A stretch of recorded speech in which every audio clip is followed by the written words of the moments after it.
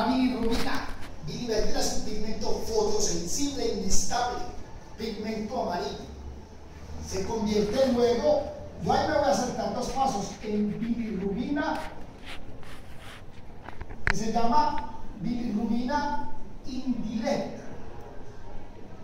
Pigmento soluble inestable.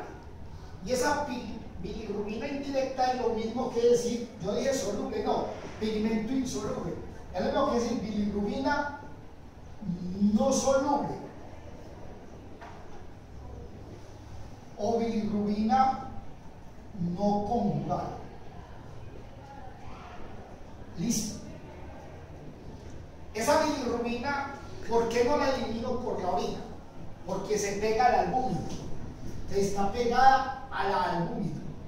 Y ustedes saben que yo no filtro compuestos proteínicos, ¿cierto? Usted me puede eliminar. Entonces esa bilirrubina llega al hígado. En el hígado hay un juego de transportadores y de receptores en el hepatocito para la bilirrubina. Y hay una enzima que se llama la ligandina Y. Entonces la ligandina Y hace que esta bilirrubina indirecta sea captada por el hepatocito. Y dentro del hepatocito, el 80% de la bilirrubina indirecta se conjuga. El 10% se une al ácido sulfúrico y el otro 10% a otros compuestos. Entonces, ¿cómo es la conjugación de la bilirrubina indirecta en el hepatocito? Entonces yo cojo una bilirrubina indirecta, vamos a poner bilirrubina indirecta, que es lo mismo de decir bilirrubina no soluble o no conjugada. ¿Está entendido? Esa bilirrubina se une a una molécula de ácido glucurónico.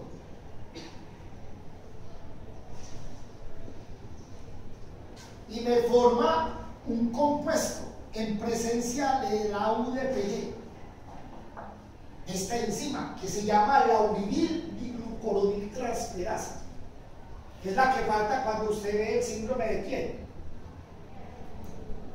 ¿La qué? La leyera. No, sí, La leyera de Klinger-Naja. Entonces, esta bilirrubina forma monoglucurónido de bilirrubina. Y esa es la primera conjugación. Luego uno esto a otra molécula de ácido glucurónico en presencia de más UDPG.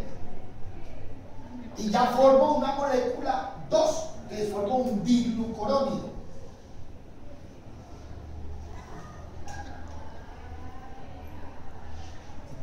Formo diglucurónido de bilirrubina. ¿Dónde? En el hepatocito.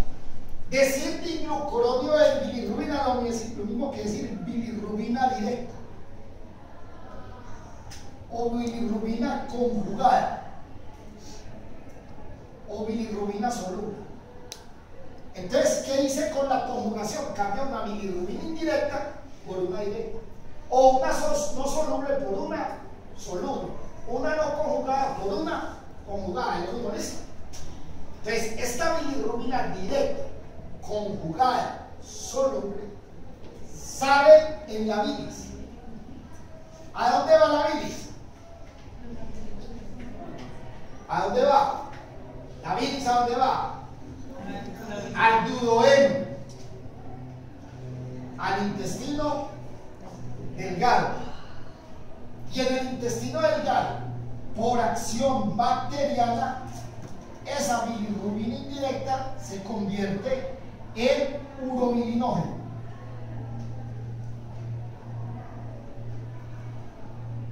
Y ese urobilinógeno, el 10%, pasa a la sangre de nuevo. Se convierte en urobilina y se excreta en la orina por medio del riñón. ¿Listo? El otro 90% pasa al intestino grueso. Y en el intestino grueso, por acción bacteriana, se convierte en estercobilina, que le da ese hermoso color al bollo. Y sale en la materia fecal. ¿Hasta aquí quién no entendió eso? ¿Lo entienden o no? Sencillo. ¿Para qué? ¿Qué no entendió? ¿De cuál parte? ¿Desde dónde? Pero es que ¿desde dónde? Él llega al hepatocito, se conjuga. Primero la primera conjugación, luego la segunda conjugación, se forma monoglucuronio y luego biglucuronio, que es bilirrubina directa conjugada o soluble. Pasa al intestino y se convierte en urobilinos en una parte, va a sangre y se elimina por el riñón en forma de urobilina. Y otra parte se elimina por la materia fecal en forma de estercobilina. ¿Por qué es importante eso?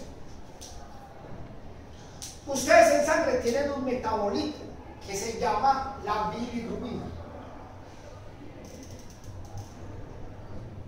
La bilirrubina, las mucosas tienen gran apetencia por ellas, sobre todo la esclera, las manos. Entonces la bilirrubina, cuando está abundante, en aumento, da un color amarillo, que se llama ¿cómo? Ictericia. Entonces, ¿qué es la ictericia? Es la manifestación clínica de una hiperbilirrubinemia. Entonces, en una hiperbilirrubinemia, supongamos la bilirrubina es hasta 0.2 gramos por litro.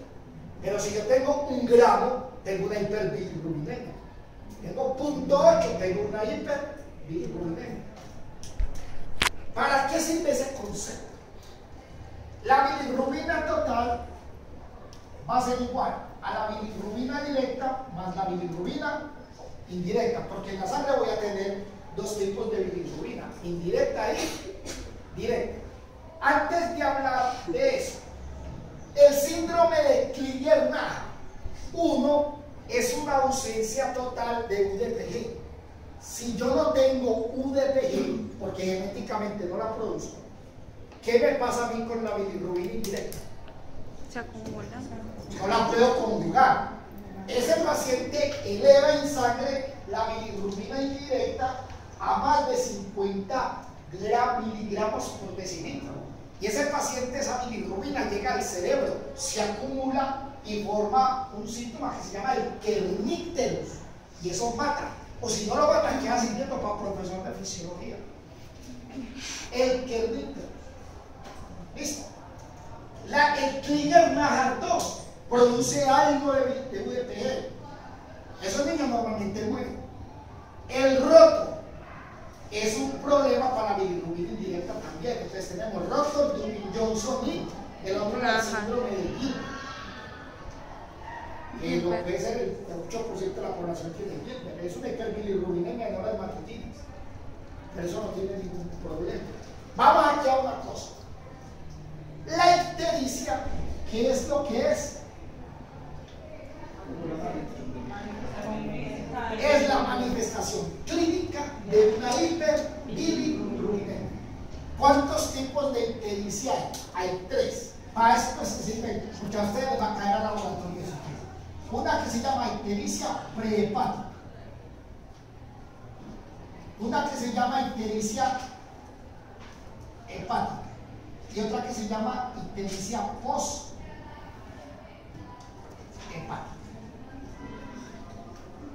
Cuando un niño nace amarillito, todos lo hemos visto. Y ese niñito, ¿qué tiene que hacer? Lo tienen que asolear, porque la bilirrubina es muy sensible a la luz, a eso de todo esto.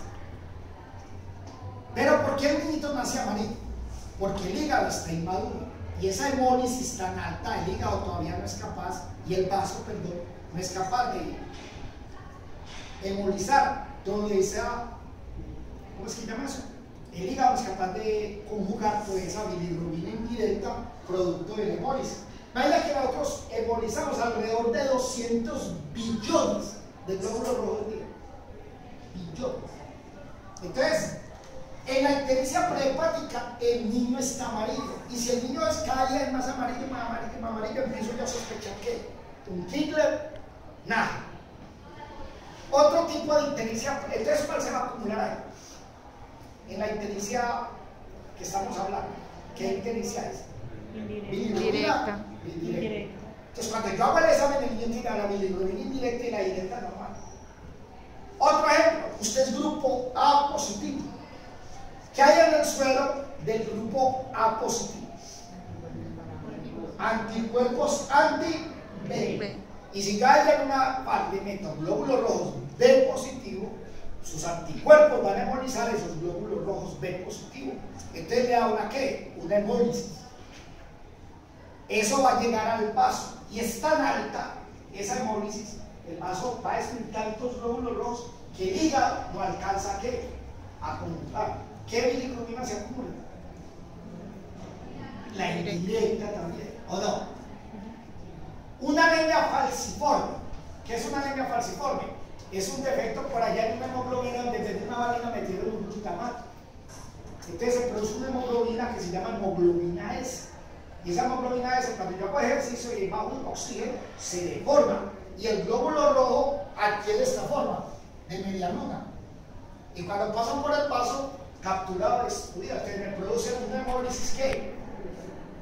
Indirecta, prehepática. Esas son ejemplos de hemólisis prehepáticas. Una hemólisis hepática, la hepatitis. El hígado se daña, una hemólisis en una ictericia debido a una cirrosis o a una hepatitis. Es donde la directa y la indirecta se elevan. Ahí las dos están alteradas. Y en cambio en la indirecta, ¿para dónde sale la bilis? Ya cuando la bilis viene aquí, ¿tiene qué tipo de bilirrubina? ¿Directa o indirecta? Directa. ¿Y pasa a dónde? Al intestino delgado. Al intestino delgado. Si hay un cálculo en el colédoco o en el conducto cístico, ¿la bilirrubina podrá pasar al intestino? No. ¿Qué bilirrubina se acumula en sangre? La directa. Entonces, cuando yo tengo bilirrubina directa aumentada y la indirecta normal, no le busque. Eso es una obstrucción post-hepática. Hay que hacer fosfatasa alcalina. Y si la fosfatasa es alcalina, está alta, comprobado. Pero ya ni tanto enredo con eso, porque le toman la foto, ¡pam! Y ven el cálculo impactado en el colédoco. Ya ni necesidad ni la bilirrubina, porque saben que hay una ictericia de tipo post-hepático, se llama ictericia poshepática u obstructiva.